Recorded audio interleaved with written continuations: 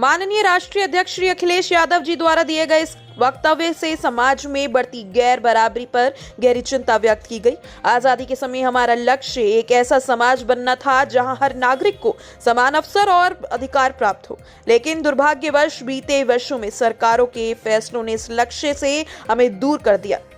गैर बराबरी न केवल आर्थिक स्तर पर बढ़ी, बल्कि शिक्षा, स्वास्थ्य और सामाजिक न्याय जैसे क्षेत्रों में भी इसकी स्पष्ट झलक दिखती है। अमीर और गरीब के बीच की खाई दिन बर दिन चौड़ी होती जा रही है। नीतियां ऐसी बन रही हैं जो केवल चंद लोगों के हितों को साधने का काम कर रही हैं, जबकि समाज के बड़े हिस्से की समस्याएं अनदेखी की जा रही हैं। ये वक्तव्य हमें याद दिलाता है कि स्वतंत्रता का असली अर्थ तभी पूरा होगा जब हर व्यक्ति को समान अवसर मिले और समाज में सभी के साथ न्याय हो।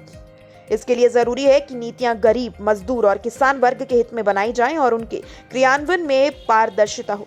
समाज में गैर बराबरी खत्म करने के लिए हमें सामूहिक प्रयास करना होगा। मैंने आपसे कहा कि न्याय और समानता और जो लक्ष्य था आजादी का, कि सब गैर बराबरी खत्म हो। आज 75 वर्ष के बाद हमें ये सोचना पड़ेगा कि गैर बराबरी बढ़ी है कि कम हुई है। जिस तरह के सरकारों के फैसले रहे हैं उससे गैर बराबरी बढ़ी है। दुनिया में कहें ये कि अर्थव्यवस्था हमारे तीसरे नंबर पे है, दूसरे नंबर पे पहुंचाएगी, नंबर 1 पर पहुंच जाएगी, लेकिन प्रति व्यक्ति आय क्या है? आज हम किस स्थान पे खड़े हैं? ये बड़े सवाल है। और जाति का सवाल आज भी है। जो भेदभाव हम लोगों को देखने को मिल रहा है समय समय पर, आज भी लोग गांव में अपमानित हो रहे हैं। तो ये बड़े सवाल हैं जिसको हमें समाधान ढूंढना है।